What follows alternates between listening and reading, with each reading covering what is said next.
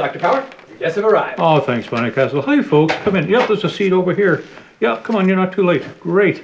I'm glad you folks took time to join us today. This is session number 3, and next week we're at the hump mark, believe it or not, almost halfway through the course.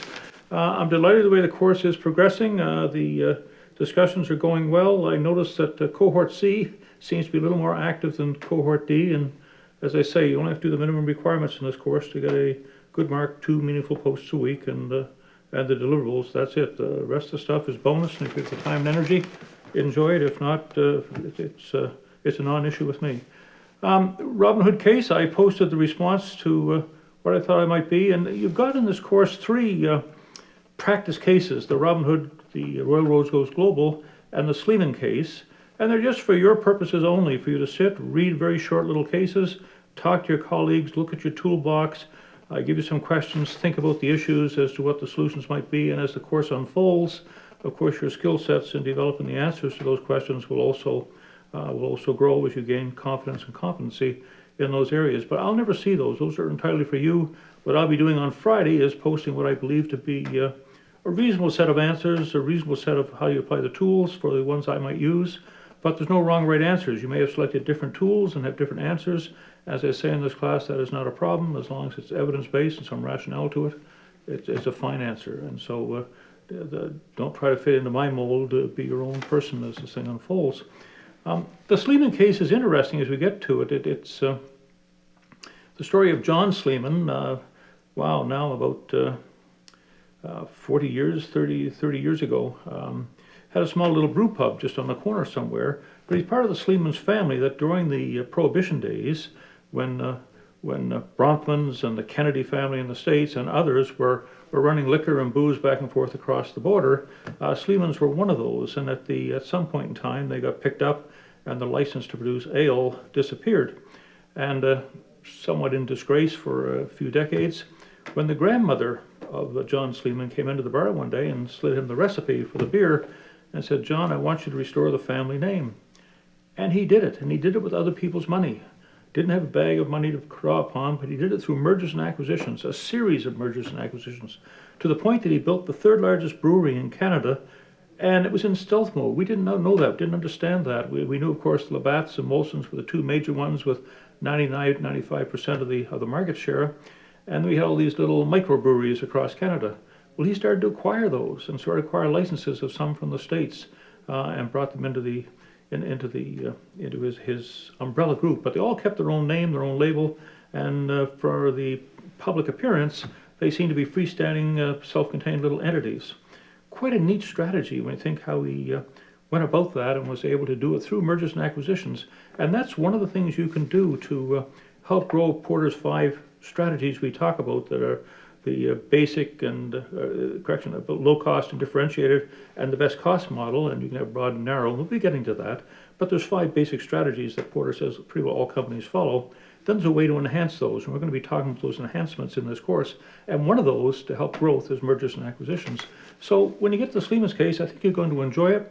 As an added bonus, don't have to read it if you don't want to, but I worked as a consultant assisting the board and Shelley McDade as their vice president of a fair-size credit union in the province that did 4 of these mergers and acquisitions successfully, which is remarkable because 75% of them fail, mergers and acquisitions. And so she came through it. So she dropped in and was good enough to share about 30 minutes of her time, highlighting what she deemed to be some of the lessons learned, best practices for mergers and acquisitions, and shares that in that video in there. So for credit unions and others or people interested in that particular initiative, have a look at her video sometime at your convenience. You'll also find when we get to the Sleeman's case of mergers and acquisitions that Frances Hartman, a wonderful lady, certainly one of the movers and shakers in Canada with respect to doing well and being high profile, was the vice president HR for Sleeman's at that time. And she was good enough to share with me, and I put it up on the site because of demand in the past, her checklist of things to do in mergers and acquisitions. Because Sleeman's company, I forgot to mention, of course, is that towards the end, when he found he couldn't go any farther forward or capture market share from the 2 big heavyweights, he had the smarts for an exit plan, and he sold the business to Shapiro and went from 0 in the span of about 20 years to a $4 billion sales price. Not bad on other people's money. So anyway, have a look at that. That was of interest. In the first week, we looked at a strategist perspective, just some concepts and notions to try to, I don't use that hackneyed phrase of getting out of the box, but just to see the things from the other side of the hand, some things we can start thinking about. So we looked at a number of just freestanding little concepts, just try to break free and get rid of the chains. I think it was Manfred Halpern said, or it was Rousseau. In any event, man is born free, yet everywhere he's in chains. So we come to this world without chains, and then whether we realize it or not, these chains get imposed upon us, and it impacts how we see, how we do business. And so I'm trying to break some of those chains in the first session. And we've talked about some new mental models and the Internet of Everything, and some of the changes that's going to bring, and the need to really examine the old industrial age models and tools to see, are they really applicable as we move from a manufacturing society to a very heavily weighted service society, as we move into this industrial age, this new industrial age of the green energy, internet, etc. Do those models still apply? So we've had some conversations briefly. Much more, you could write books about that, and books indeed have been written about that. But that was session one. Session two, I gave you a whole box of tools. You'll never use them all in this course, but I want you as MBA graduates to at least have heard the terms, be at least at a passing surface level familiar with those tools are there. And indeed, I gave you 100 more and another box in the bonus section if you want to look at them sometime. Again, you'll never use them all, but there are some important ones, and we'll start during this course to select some of those, and you'll see how they're applied in these practice cases and in your individual case assignment that you do in number 3. In those tools, some of the important ones might be is, we've all done SWOTs. I'm sure most of you came to the table and your eyes glazed to the back of your bowl, to the back of your head when somebody said, let's do a SWOT. But many of you haven't done the other part of the story, and that's the toes, the mirror image of the SWOT. And you absolutely have to do that, because a SWOT collects the data, the opportunities and threats and weaknesses, etc., and you migrate that data over into the matrix for the toes, and then critical thinking about the 2 squares here, and then putting in here the possible actions and strategies that you could do given that data and information. You come up with a very rich section, maybe 10 points in each one of those squares that could become strategies or actions that you could undertake or objectives you could do. And normally when I do consulting for clients, having got that far, I will then say to the senior executive team, now of this list of 10 things to do, take off your hat as marketing, finance, or whatever your discipline happens to be, and in the best interest of the company, prioritize them around for me. What would get the best bang for the buck? Cost-benefit analysis. What should be first? What should be second? What should be fourth? And juggle them around. So we end up with a prioritized list under each one of those sections. And then I turn to the boss, he or she, and say, after we've costed it as to how many FTEs and office spaces and computers and research and development money, and we put prices to all that, then we turn to the boss and say, boss, how much money have you got? And he or she will respond, I've got this amount of money this year in my budget. And at that point, it's easy to do. You come down to the point, draw a line across, and those first 3 things are what we can do this year. Those become the strategies, and the rest are in the holding list until some of these are knocked off. And that's what we do. And so the SWOT and the toes are very much part of the same puzzle, and I encourage you to use both of them. Don't just quit halfway through and do the SWOT. The same is true on the SMART, the simple multi-attribute rating technique. It just helps you, doesn't make the decision for you. Models don't make the decision for you, but they assist you in going through the steps, the clear thinking process to get to that decision. And so you put the options across the top. They can be our market entry strategy. What countries are you considering? The 5 across the top. It could be buying a photocopier. What 5 photocopiers are you considering? Etc. What person are you going to hire? You put them across the top of the matrix, and then down the side you put the key success factors and or attributes that are important in making that decision.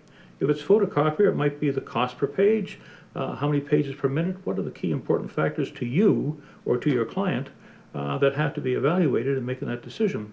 Market entry strategy, if you're going into a business that is internet driven, and one of the countries is Nigeria, and one of the countries is China, and one of the countries is South Korea, you will find different weights, different values. It may be that lead to a decision that Nigeria is not the place for you to open up your company. Very simplistic, but that's what the purpose of that model is.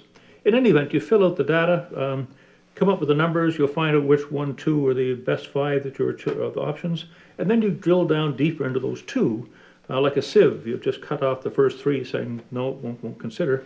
Then go down to the next three and do some more drilling, more pest analysis and things of that nature, and to determine which hand is the greater value for you and your business and the particular idiosyncratic factors that you need, and decide it that way.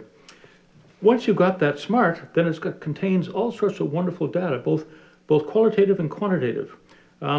Qualitative in the sense of opinions and research and sort of gut estimates, and put those values in, weights, but others can be actually weighted on the GMP numbers, some real hard data that you did, stats and things, and that will help you arrive at the weighted numbers to go in here. So it's both qualitative and quantitative.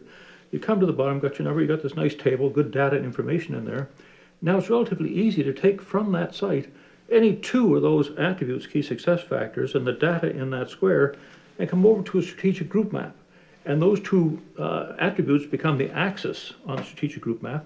And then the size of the bubble, the balloon, could be the gross sales, how much sales. It could be the market share that they happen to have. Whatever was important to you over here can be migrated over here. And then you can do one of those strategic group map with the balloons to get a visual optical look as to how companies all relate to each other.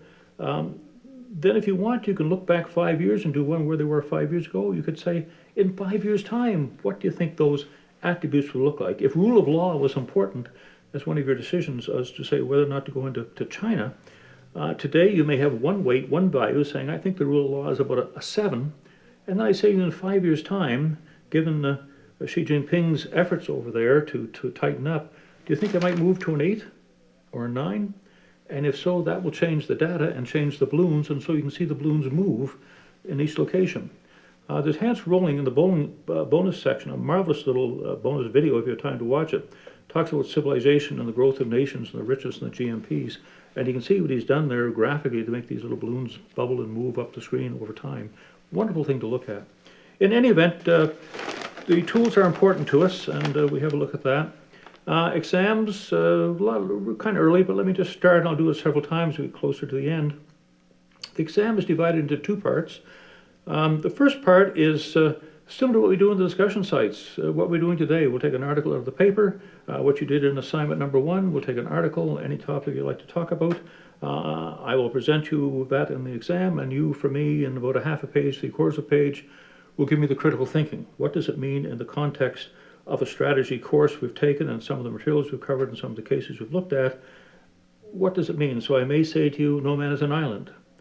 And this will become easy to go on, but you may think, well, in the sense of strategy, we've talked about we're all interconnected. Hopefully that's starting to show from our discussion sites, that a tug on the spider web distorts the whole web. And so you may talk about no man is an island that way. It may talk about America and their debt and deficit situation down there, that what they do in that country well impacts on what Canada does, because 74% of what we do, of course, is imported, exported with Americans. Or it may be a quote from Sun Tzu, as we do in our class every week, or indeed it may be some sort of quote from, say, Michael Porter or something like that, along the lines that a company without a strategy is like a ship without a rudder. Comment.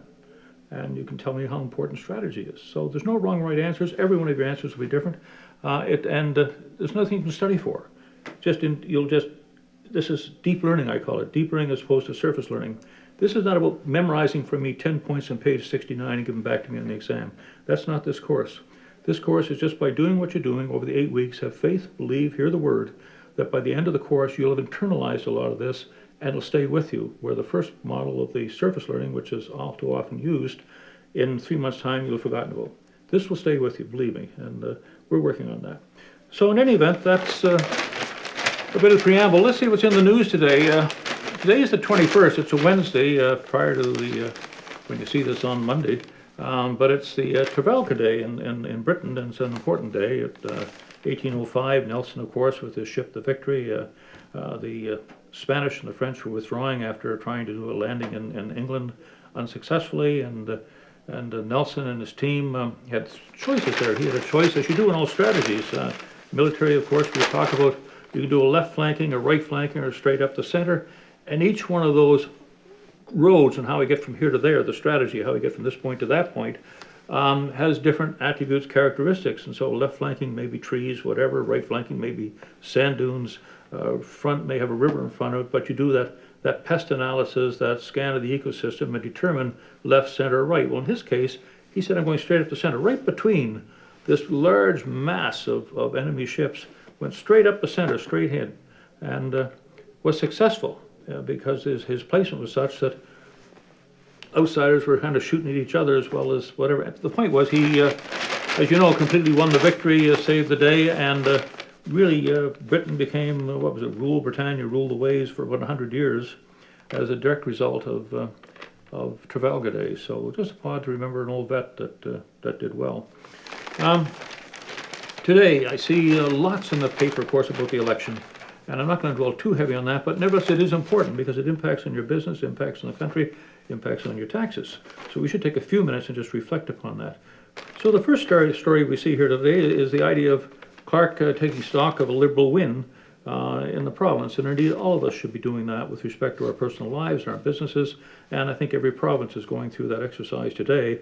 What does it mean with a Trudeau government, with a Liberal government, moving to the left of the old government to how we're going to operate our business? And Clark comes out, and one of the things she's thinking about is infrastructure and the importance of that, and we want some of that $10 billion that he says is available for that.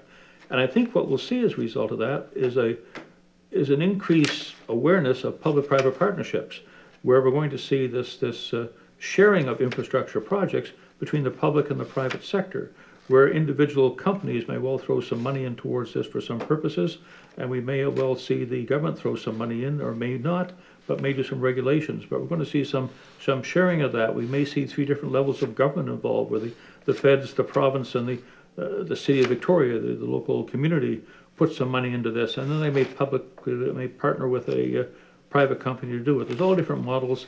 I cover about 15 different models for you in the bonus section and the advantages of each. But watch for more P3s to take place as a result of the election. Storefront pot sales are up in the air after the election. One of the platforms that young Trudeau put out is that he's going to legalize recreational marijuana. And I think it's a good thing and not surprising. His father 40 years ago, and I remember it well, was that's one of his platforms, is he thought we were incarcerating too many people for marijuana.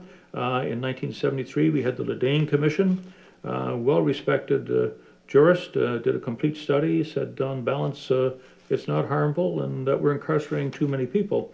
And when you think in terms of the prison system, it's an industry. And it's an industry that needs so many sausages to go in to keep it operating. We have courts, we have judges, we have lawyers, we have social workers, we have prisons, and on the list goes. Everybody is dependent upon this prison system. And it's even worse in the States, because they do have public-private partnerships down there where I can open up a prison and the state will guarantee me so many beds filled, which means they have to go out there and harvest, generally from the social economically deprived folks, blacks, and put them into the system so they can meet their commitment and not have to pay for the bed space themselves. And so when I see this idea of legalized marijuana, I think on balance, rather than ruin the lives of young people and really reduce their economic advantages for their lifetime, what they can pay for taxes to the system, and reduce the dependency on this infrastructure that we pay for, it'd be far better off somehow to educate, to motivate, to get these young people into the system and simply have taxes on if they want to puff on a smoke, let them puff on a smoke. Anyway, your thoughts would be welcome on a conversation this week. The province announces new steps to help at-risk youths in downtown East Side.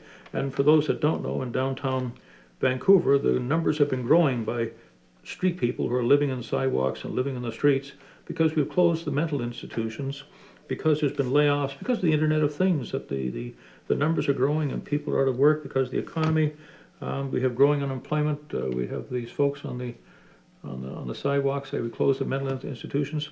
And so increasingly we've got a problem here and what we're going to have to do about this. And this might be a good time to talk about one solution we could consider this week, and that's the idea of a flat tax. And just hear me out. I know initially, again, you may say that's crazy, but there's no wrong or right answers in this class. We test all hypotheses, we challenge each other, and at the end of the day, you rise on the and stand on the ground you're happy with. I think the time's come to at least look at a flat tax. And here's the flat tax and a guaranteed annual income. The flat tax is simply, we pick a number. It can be the first $30,000, no tax. You folks pay absolutely nothing. Go make your lives, do whatever you got to do. Anybody over 30,000 bucks pays a flat tax. 15%, 18%, 21%. Hong Kong does it. A number of the jurisdictions do it. But you pick that magic number, and that's your tax. We make $200,000, or you make $30,000, $1. That $1 or anything over 30, you get taxed at the flat 15 or 18 or 21%, and you pay it.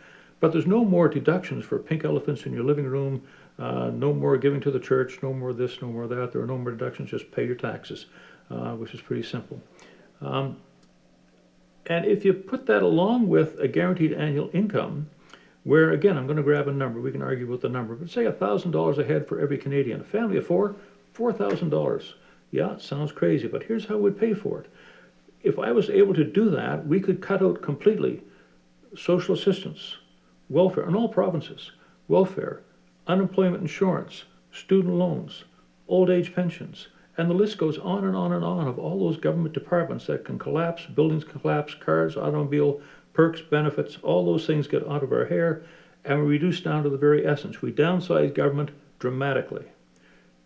We could do this. Anyway, what are your thoughts on a guaranteed annual income and a flat tax? Let me just add to that if I can.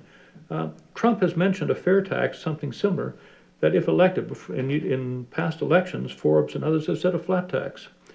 If there was a flat tax of 15%, and I can see the states from here when I look out my window with the mountains across the Juan de Fuca Strait, why would I want to stay here and pay the taxes that are in store for me when I can move over there and do the same job from there? There's going to be the sucking sound of Canadians and businesses grafting to the States if they put in the flat tax or fair tax and we don't. It's something we should be concerned about. So let's have a talk about it. In fact, this idea of a guaranteed annual income, etc., we talk a lot about social obligation. And for me, social obligation these days is quickly becoming about social stability.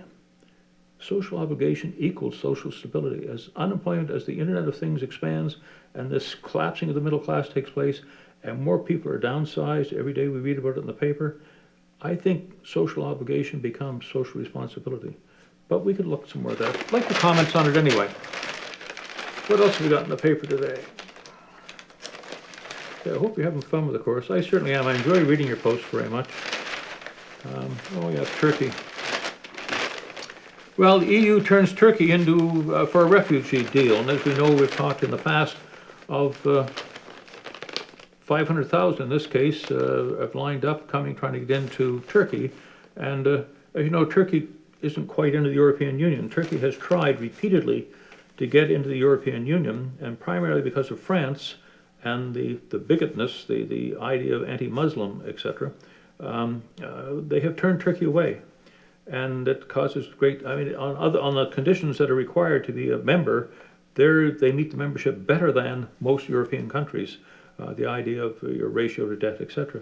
But they've been held out year after year after year, and it's disappointing because Turkey is a key piece, key terrain, and it's trying to become part of the European Union. But if we keep kicking it, Turkey's going to turn its back 180 degrees and look this way. And if it does, you're going to have a Turkey crescent, which we're already starting to see happen, that runs all the way from Turkey right over to the borders of China and Pakistan, and all those stands of Turkmenistan, Uzbekistan, Afghanistan, all those areas in there are going to become part of this Muslim crescent. And we're going to create that if we don't seize this opportunity to accept Turkey for what it wants to be, a member of the EU. So, but anyway, that's an interesting thing.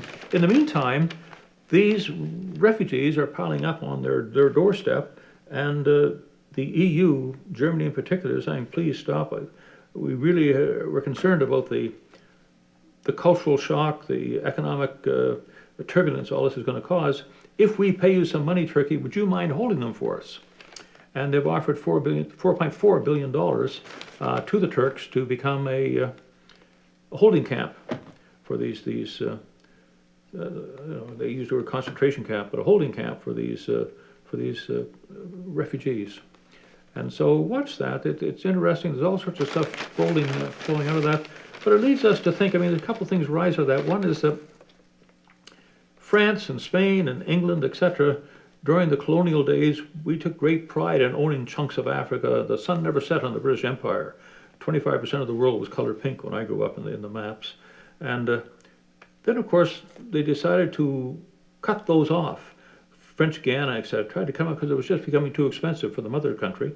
And so we cut them off and went back and withdrew and took our assets back in isolationism and left them to fend for themselves. And so we get all this turbulence all of a sudden in the African states. And we have some obligation, I think, having, when I say exploited, it was a two-way street, but somewhat exploited these nations. Maybe we have an obligation to give back and to help stabilize and to help do things. And anyway, then these former colonies are knocking on our door, coming into Britain and coming into these other European countries, and we want in. Worth looking at. In fact, immigration as a whole, we've talked in this class already, the importance of it, that if we see it as a very important attribute, asset in international business and globalization, the value of having, as I said, I think one week, the idea of having lots of Chinese in Richmond, the idea of having lots of Sikhs, Indo-Canadians in Surrey is a valuable asset that, unlike most countries, we can just go out there and reach and find somebody who knows the culture, has the Rolodex, has the contacts, the language, knows people. That's a great starting advantage that some other nations don't have, that keep the barriers up and don't encourage immigration. But it's got to be done in a balance that somehow you don't completely distort the culture and make it too disruptive, as I think Germany's finding out now. Okay, Trudeau, what's he talking about? Oh, Trudeau's already talked to Obama about Syria and environmental issues. He's pulling back the CF-18s that we talked about in this class about in the Middle East doing bombing runs, and I took the position, indeed, I think at that time, that wasn't happy about anything we're doing in Syria, because we don't have the authority to be there. But anyway, he's canceling those runs. We're still going to stay apparently in some advisor training roles. He's talked about the XL pipeline, but I see in the paper another place that Kerry, Secretary of State, stood up and said, no, we're not ready to talk about the Keystone Pipeline yet. But it'll be interesting to see what falls here. He says although like us, we haven't read the TPP, this Trans-Pacific Partnership yet. He too hasn't read it, but he leans towards being favorable. And I did notice he was going to scrap the CF-35s, these new planes bought from America at a great cost, that have little bearing, little help, it seems to me, on Canada's north and protecting our sovereignty. These things scream along at 1,400 miles an hour, and you can't patrol the Arctic very well with that when you can use, say, a hydrogen dirigible we've talked about, or something that moves far slower, can land and can bring troops and move things back and forth. And so I'm pleased that the CF-35s have been scrapped. I think it was a problem. He's also talked about the Northern Gateway, that pipeline in northern BC that's kind of problematic, that we need it desperately to get the gas and the oil that's trapped in Alberta across our province and out through Kitimat. And he's done a couple of things, made announcements already that he's not a supporter of the Gateway, and he's quite concerned about the environment and moving tankers off Kitimat through our shore. And so there's some clouds on the horizon for the oil companies. You watch him because he's a very strong environmentalist. And I see here with the carbon tax for BC, well, we've chatted about that. Paul Ryan in the States, say it's important to understand the politics there and the difference it makes. But just for background, Paul Ryan, they're almost forcing him to run to become Speaker of the House. And he'll be third in line to the presidency. He's not as hard right as some of his colleagues, but in any event, watch for Ryan taking over there. But he's faced right away with this debt and deficit issue. As we know, America, if you go to the U.S. debt time clock, I think I've got a link somewhere, either in the bonus section or somewhere in the materials. Have a look at that time clock if you haven't already. You'll see as we speak the meter's spinning, and there are two big numbers in there. One is the current sort of debt and deficit, and that runs right now around the close to the $19 billion mark. And if you go down below at the bottom of the page, you'll see the contingent liabilities coming close to the 200. So that's 19 trillion up here, sorry, and down below $200 trillion contingent liabilities. And those are things that the Obama medical plan, the Social Security, all these things that checks have been written and have to be honored. 200 trillion. Well, I can tell you, folks, there's not enough dollars in the world at the present time to pay those obligations as they're coming due. And those obligations start to come due the early November. In the next few weeks during this course, we'll be talking about it. That it's like a credit card, and in order for them to have authority to spend, they've got to get their credit card limit upped. And to do that, the House and the President have to get together and sign off on it. And the Republicans are saying, no more. We don't want any more debt or deficit. Want you to live within your means. You need to cut. And Obama says, I got a phone and a pen, and we're going to carry on spending, but I promise you in fullness of time, after I'm gone, we'll start cutting. And so we're going to watch for that, because there's about to be a clash, and that's Ryan's task, is somehow to sail this thing through those calm waters without, they say, closing the government. It's not really closed, but they say checks won't be written. But I know they've got enough money in separate accounts they can pull back to last several months. So that the world won't end in the next few weeks because they can't reach agreement. But it's going to start heating up, and Ryan looks like the man going to lead the charge. So we can look at that. So that's that. What's else in the last piece here? Oh, the future of mail, Internet of Things. Canada Post, it seems to me, they've been making inroads these days, taking away home deliveries, reducing home deliveries, putting in mailboxes down the roads where we walk down and get it. Some of you already do that, but I'm one of the fortunate ones. They drop it at my door, indeed. I can recall as a young man growing up, we had 5.5 deliveries a week. We got mail in the morning, mail in the afternoon, Monday to Friday, and on Saturday morning we got mail. Interesting. We got that, and that came for the price of a few cents on a stamp. In any event, today the mail is not working. It's not making enough money for them, so they're almost anxious to get out of the delivering the mail, the bills, but what they want to get into is the lucrative thing that FedEx, and we talk about Uber possibly getting into it, Walmart, Amazon, everybody now is moving quickly towards, and we saw it last Christmas, the idea of ordering online and parcel delivery, and they want a piece of that.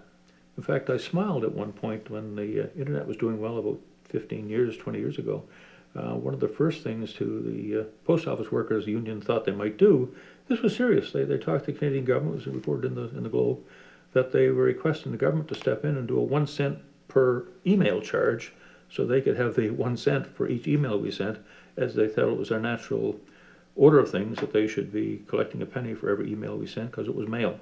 And that's a funny little story, but that's true. In any event, they're trying to shift the future of mail to these new test stores, to the digital age, recognizing the e-commerce is taking place and the growth in e-commerce is going to take place at the expense, I think, of retail and traditional bricks and mortar stores. And they want part of that, part of the delivery process. Not so much for them out delivering it, but they want to put drive-through package pickups and things like that. In the old days, Sears and Eden's, it seems to me, used to have these catalog service centers where we ordered something online and over the phone or from a catalog and went down there and we picked up our boxes, but we did the driving and they simply did a boxing to there. So we'll watch for that. That's interesting. TSFA limits. Trudeau talked in terms, now you can put $41,000 in total to your TSFA. If you don't have it, folks, you should look at one of these. Your TSFA plan, 41,000, but last year we got bumped, we put 10,000 a year in, and Trudeau's saying, no, I think I'll roll that back to 5,000 or 5,500, and so that will have an impact for those folks that are saving and trying to take care of their own pension plans. It's going to be reduced a little bit. Oil drops, the Canadian Pacific Railways, because of the economic environment and how sluggish it is, and they pull the oil back and forth for the oil companies, and that number is dropping down a little bit.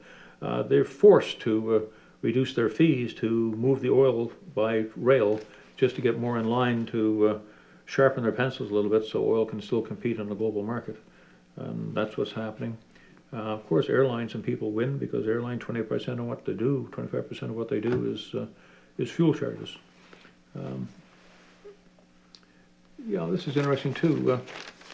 The Bank of Canada has mentioned last night that they're quite relieved about this because they've been contemplating, and difficult to do. In fact, they reset today the rate is 0.5%, and they kept it there, but they were considering what they would have to do to counter inflation, much as the Americans are doing with the feds. And relieved to see, because governments only have two levers to control the economy. One is fiscal and one is monetary. And the fiscal policy is very much controlled by the Minister of Finance and the budgets and what we're talking about here, the TSFA, and we'll talk in a minute about the taxation side. But that's what they do to control the economic levers, is to play with the taxes up and down to determine who wins, who loses, where the money flows to. And the other side is the monetary policy, and that's what the Fed rate will be, and the printing of paper down, the money supply, those sort of things down below. And indeed, that's why the European Union has been struggling, because they gave that up, their sovereignty, to one central agency for fiscal policy, a question for monetary policy, so they just have fiscal to work with. And that's why nations like Italy and Greece and others are stumbling, because they're hard to tune their economy and keep it in line with the German economy. It's like Budweiser beer horses. You get one giant horse and one little horse. Pretty hard to keep them pulling at the same rate, pulling the truck. In any event, they were happy that with this new fiscal policy coming in by Trudeau and adjusts and tweaks, it seems to take the pressure off him and his lever to try to keep Canada stable economically. The EU is resuming its beef exports to Canada. We cut it off in 1996, believe it or not, because of mad cow disease. You're now going to get some European beef. I guess for health concerns, we're allowed to do that. Maybe some other day we'll talk about tariffs, good or bad, because I think we should talk about that. India imports Canadian uranium. Keep in mind, we sold the Indians the CANDU reactors at one point. I noticed today the Chinese, an article, the Chinese have just signed an agreement in Britain to put their atomic energy plant in that they designed and put together, and the Brits are buying it, which is interesting, a nuclear reactor. And how times have changed, because we sold the Chinese our CANDU reactors, and it seems that now they understand them. They're now in the business of marketing and selling. So you might want to look at that. That's a fun story. What else have I got here for us? Oh, the Chinese President Xi Jinping was in Britain, I guess, talking about this nuclear thing, but having dinner with the Queen. But it's a sign that China is no longer sort of an isolationist policy, as it seems the Americans are, again, continuing to withdraw to the Middle East and come back, not isolationism, but seem to be more willing to come back and let others get more involved and not take the pole position, to share the world stage. China seems prepared to step up on that stage and to share it with the Americans and to have an equal voice. And so I can't recall the last time that a Chinese prime minister premier was sitting in with the Queen and with the government and talking business at this level. But they're doing it. The Chinese play chess. We play checkers. And I see that so closely when you look at when the West goes into the Middle East. The answer is to regime change, is kick the door in and fire and shoot, and we used to call it brassing it up. We spray the whole hedge line with shells. That's the approach on how we do these sort of businesses. The Chinese don't. They come in as good corporate citizens with that facade on, and they help put schools, roads, education, loan money at good rates, and allow the nations to build. And they're seen that way. And as a result, they're invited in. The Caribbean is now almost strongly influenced by the Chinese. The Caribbean, just off the America's coast. Gold Coast, down Africa. Look in BC. Go down through South America, large numbers down there. Iceland is totally taken over by the Chinese right now. Iceland's population, about 250,000, was in a bankrupt state about 5 or 6 years ago. China came in and loaned them the money. There's mining there. Chinese now have immigrants in there mining. Their vote almost cancels the other side of the vote. And that's important because Iceland has its seat on the council. The Arctic Council is one of the 5 up there. And that lever is being pulled by China. Even though China is not a member of the Arctic Council, it has a surrogate now, Iceland, up there. And so watch what it does and how tactfully and how skillfully they play the long game of chess to position themselves on the global chessboard to have more influence. And this trip to Britain is just one of those things, it seems to me. Kerry says Keystone decision still won't happen. Shell is going to drill off Nova Scotia, off Sable Island, looking for gas and oil. Well done. Large areas over there. They've had it Hibernia up off Newfoundland and this area here. They've had it for quite a period of time off Nova Scotia as well as Newfoundland. BC has 2 large packets of reserves, both oil and gas, off our coast, but it's in the environmental areas of freighters up and down, and we've put a no drill zone in here, so we can't access this very large repository of these very necessary energy supplies. But by 2050, they'll be less important to us, because I'm a firm believer in alternative energy, and it's coming on fast, and when you decide to put in pipelines and things of this nature, you've got to figure the lifespan of the pipeline. And I think that 2050 is not that far out that you're going to get your money back on the pipeline. The cost is going to be so prohibitive. But we can look at that. Very quickly, the Liberal win at a nutshell seems to be here. Home buyers are going to relax the rules on your registered retirement savings plans, getting money out. Middle class taxes are going to drop by $670 a year if you make less than $90,000. High earner taxes, people make over $200 a year are going to be pay extra tax. You make over $300 a year, you're going to pay an extra $330,000 tax over and above the 50% that you pay in places like Manitoba, Ontario, Quebec, New Brunswick, and Nova Scotia, which is add on to those values. So we look at that. The TSFA, we talked, falling back to $5,500. Income splitting, which was a novel idea that young families where the one worked and the other stayed at home raising the kids, they could split that income in 2 packets and thereby reduce them down in the level of taxation they paid. That appears to be going to come hard scrutiny and be adjusted. Child benefits are going to increase by $2,500 a year. If you make over $200,000, you're not eligible to receive it. OS at 55, they talked about gradually raising the age for over 65, but they're not going to go ahead with that. It's interesting, the retirement age is 65. I'm 75 and I'm still hammering away at this stuff and loving it. But it was Bismarck came in about 1867, I'll say, when they did the consolidation, when Germany sort of comes together, and the bureaucrats at that time, Bismarck just pulled an age out and said, well, 65 will pay you a pension, because the lifespan was 18 months after that, and most people died, and so they could afford it. But since that date and now, about 150 years, we've never changed that date yet. The living lifespan, I mean, Christ, I'm going to be here till 100, so we still have lots of time. CPP enhancement, that's going to be called into question, whether they're going to make the CPP a little richer. Student loans are going to look at that, making them not payable if you make less than $25,000 a year. All these things are important to us when you craft your strategy and your families and things, so we should be aware of those. Oil patch worries, new government means new costs, new roadblocks for producers, and that's the idea of this environmental situation we talk about. They're going to stiffen. If you're an environmentalist out there, the next 8 years should be good for you.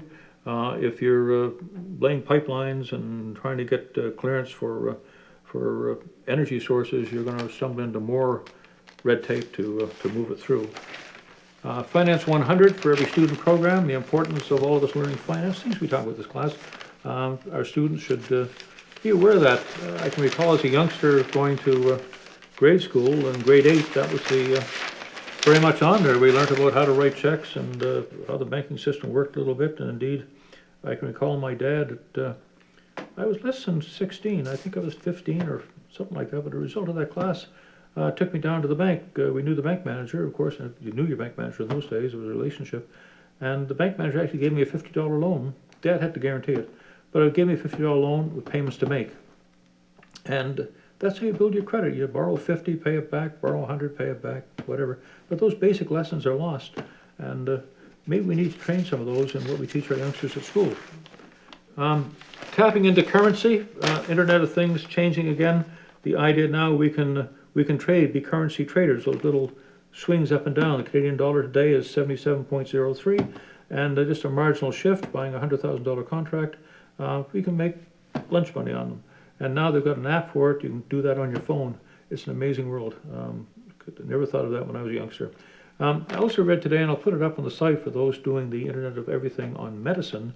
I found a wonderful article saying that this Internet of Everything is going to reduce and may almost do away with GPs. Amazing. I'll send it to you. Have a look at it. And I think that's probably enough for today, folks. Yeah. I think that's enough for today. I hope you enjoy these sessions and get something out of them. I certainly do. We learn from each other's the intellectual capital, and that these two cohorts is exceptional. I have to say that on balance, there is more depth in these two cohorts than in past cohorts in what you bring to the table. And so we want to leave it that. We want to share it with everybody. So there's no wrong or right answers. Throw it out there. At any rate, folks, enjoy the course. I'm enjoying it. We'll see you next week. Bye-bye now.